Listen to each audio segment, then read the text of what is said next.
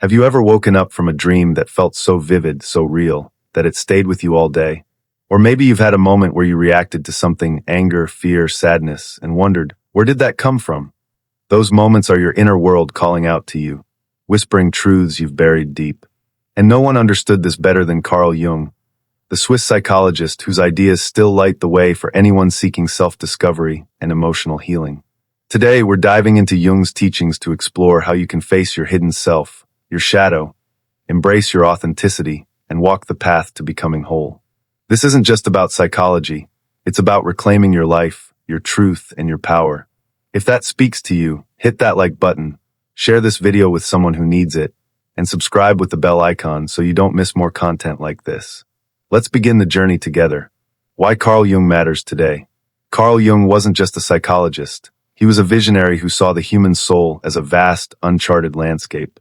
In a world obsessed with surface-level success, likes, followers, status, Jung's teachings pull us back to what matters, knowing ourselves. He believed that most of our struggles, whether it's anxiety, heartbreak, or feeling lost, stem from ignoring our inner world. Jung once said, "Your vision will become clear only when you can look into your own heart. Who looks outside dreams, who looks inside awakes." Think about that for a moment. How often do you look outside for answers? Maybe you scroll through social media, hoping for inspiration, or seek validation from others. But Jung taught that the real answers lie within. His ideas are more relevant than ever, because we live in a time where it's easy to lose ourselves to distraction. So, let me ask you, when was the last time you truly listened to your inner voice? What might it be trying to tell you? Jung's work gives us tools to answer those questions, starting with the unconscious mind. The unconscious mind explained. Jung believed the mind is like an iceberg. The part you see, the conscious mind, is just the tip. Below the surface lies the unconscious, a vast reservoir of thoughts, memories, and emotions you're not fully aware of. This isn't some abstract concept. It's the part of you that drives your reactions, shapes your fears, and even fuels your dreams. Jung said, "Until you make the unconscious conscious, it will direct your life, and you will call it fate." Let's make this real. Have you ever found yourself repeating the same patterns? Maybe you keep choosing partners who hurt you or sabotaging opportunities when you're close to success. That's your unconscious at work, nudging you toward lessons you haven't yet learned. Jung taught that the unconscious speaks to us in symbols, through dreams, gut feelings, or those sudden waves of emotion. For example, a recurring dream about being chased might not be about a literal threat, but about something you're running from in yourself. Maybe it's fear of failure or a truth you're avoiding. So, how do you start listening? Jung suggested paying attention to your emotions and dreams. Next time you feel a strong reaction, say jealousy or shame, pause and ask, what's this feeling really about? Where have I felt this before? Journaling these moments can reveal patterns. And don't ignore your dreams. Jung saw them as messages from the unconscious. Keep a notebook by your bed and jot down what you remember. Over time, you'll start to see the language of your inner world. What's one thing you've noticed lately? A dream, a feeling, that might be your unconscious trying to speak. Hold that thought as we move to the shadow. Understanding the shadow. Now, let's talk about the shadow, one of Jung's most powerful concepts. The shadow isn't some dark, evil force. It's the parts of yourself you've hidden away. These are the traits, emotions, or desires you've deemed unacceptable. Maybe because society judged them, or you learned to feel ashamed. Jung described the shadow as the thing a person has no wish to be. It's the anger you swallow, the insecurity you mask, the dreams you're too scared to pursue. Here's an example. Imagine you're at a party, and someone makes a comment that stings. You smile and brush it off, but inside you're fuming. That anger? It's part of your shadow. Or maybe you feel jealous when a friend gets a promotion. You tell yourself, I shouldn't feel this way, and push it down. That jealousy is your shadow too. Jung believed that denying these parts doesn't make them disappear. It makes them stronger. They show up in ways you don't expect. Snapping at someone you love, procrastinating on your goals, or feeling stuck without knowing why. But here's the good news. Your shadow isn't your enemy. It's a part of you that wants to be seen and understood. Jung said, to confront a person with his shadow is to show him his own light. Facing your shadow isn't about judgment, it's about acceptance. So let's get personal. What's one part of yourself you've been hiding? Maybe it's a fear, a flaw, or a desire you're afraid to admit. What would it feel like to stop running from it and start listening? That's where the real work begins. The journey of individuation. This brings us to individuation, Jung's term for becoming your true self. Individuation isn't about becoming perfect or even better. It's about becoming whole, integrating all parts of yourself, your strengths, your flaws, your conscious mind, your shadow. Jung called it the process by which individuals become themselves. It's the path to self-actualization, where you live in alignment with your deepest truth, not the expectations of others. Individuation is a journey, not a destination. It requires courage to face the parts of yourself you've avoided. Think about a time you felt truly alive, maybe creating something, having a deep conversation, or standing up for what you believe. Those moments happen when you're aligned with your true self. Now contrast that with times you've felt disconnected, maybe pleasing others at your own expense or hiding who you are. Individuation is about choosing the first path, even when it's hard. Jung believed this journey unfolds through stages. First, you confront your shadow, acknowledging the parts you've suppressed. Then you integrate them, finding balance between your conscious and unconscious self. Finally, you connect with your deeper purpose, what Jung called the self, the core of who you are. This isn't a linear process, it's a spiral, where you revisit lessons with new wisdom. So ask yourself, what's one step you could take toward being more authentic?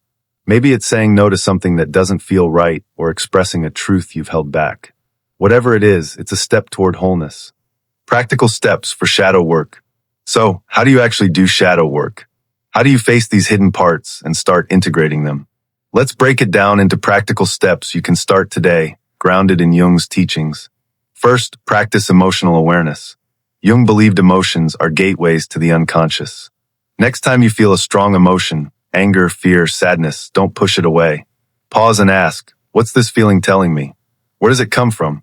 Journaling is a powerful tool here. Write down what triggered you and explore why. For example, if you're upset because someone criticized you, ask, is this about them, or is it touching an old wound? This helps you uncover shadow elements like insecurity or fear of rejection. Second, explore your dreams. Jung saw dreams as a direct line to the unconscious. Keep a dream journal and write down what you remember each morning. Don't worry about interpreting every detail, just notice patterns or symbols. For instance, if you dream about being lost, it might reflect feeling directionless in life. Over time, you'll start to understand your unconscious's language. Try this. Tonight, before bed, ask your unconscious to show you something you need to know. See what comes up. Third, practice self-compassion. Shadow work can feel heavy because it involves facing parts of yourself you've judged. Instead of criticizing yourself, approach your shadow with kindness. Try this exercise. Write a letter to a part of yourself you've struggled with, maybe your anger or your need for approval. Speak to it like a friend. What would you say to comfort it? This helps you integrate those parts with love, not shame. Fourth, reflect on your projections. Jung taught that we often see our shadow in others. If someone irritates you, ask, what about them bothers me? Is it something I deny in myself? For example, if you judge someone for being arrogant, explore whether you've suppressed your own confidence out of fear. This isn't about blaming yourself, it's about reclaiming your wholeness. Finally, seek support. Shadow work can stir up deep emotions, so don't go it alone.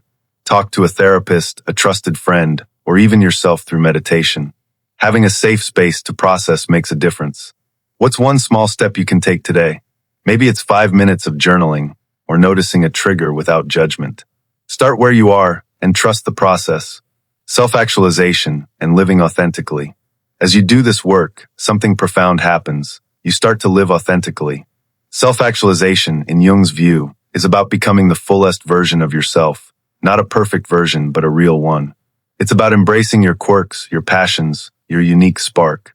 Jung believed that when we integrate our shadow, we free ourselves from living for others' approval and start living for our truth. Think about someone you admire for their authenticity. Maybe it's a friend who speaks their mind without fear, or an artist who creates from their soul. What makes them so compelling? It's their courage to be themselves, flaws and all. That's what self-actualization looks like. It's showing up as you are, even when it's scary. So let's reflect. What's one thing you've been afraid to express? Maybe it's a dream you've shelved, a belief you've hidden, or a part of you you've kept locked away. What would it feel like to let that part shine? Living authentically doesn't mean you'll never struggle. It means you face those struggles with honesty. It's choosing to create, love, and live in ways that feel true to you. Jung said, The privilege of a lifetime is to become who you truly are. So, what does that look like for you?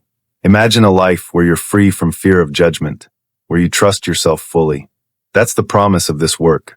Overcoming common obstacles. Shadow work and individuation sound inspiring, but let's be real, they're not always easy. You might face obstacles like fear, self-doubt, or resistance. Let's talk about how to navigate these. First, fear of the unknown is normal. Facing your shadow means confronting parts of yourself that feel uncomfortable. If you feel scared, remind yourself, this is a sign you're growing. Start small, maybe journal about a minor trigger before tackling deeper wounds. Second, self-doubt can creep in. You might think, who am I to do this work? Or what if I'm doing it wrong? Jung would say, there's no wrong way to know yourself. Trust that every step, even the messy ones, is progress. If doubt feels overwhelming, try grounding yourself with a simple practice like deep breathing or a walk in nature. Third, resistance is a big one. Your ego might fight to keep things comfortable, saying, I don't need to dig this deep.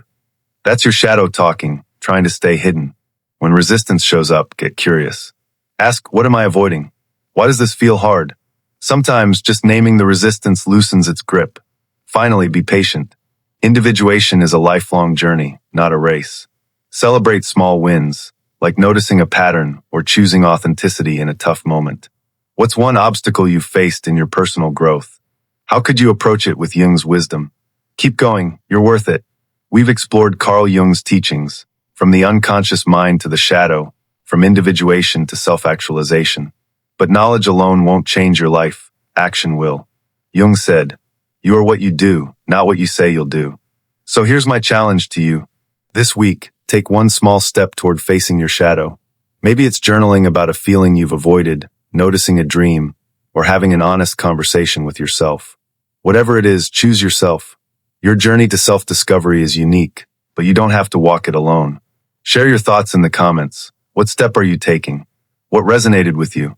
Hit that like button if this video inspired you, and share it with someone who needs to hear this message. Subscribe and ring the bell to join our community of seekers. Your true self is waiting. What are you ready to discover?